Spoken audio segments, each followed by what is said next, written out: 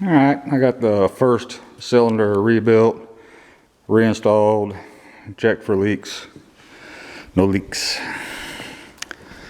So I pulled the second cylinder.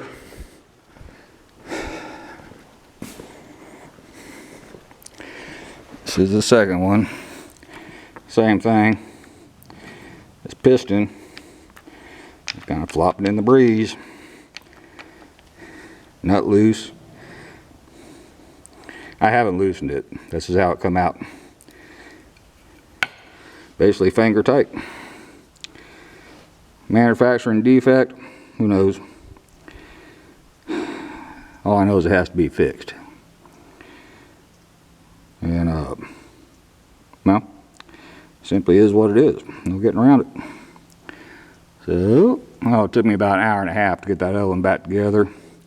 This spring retaining clip is a booger bear.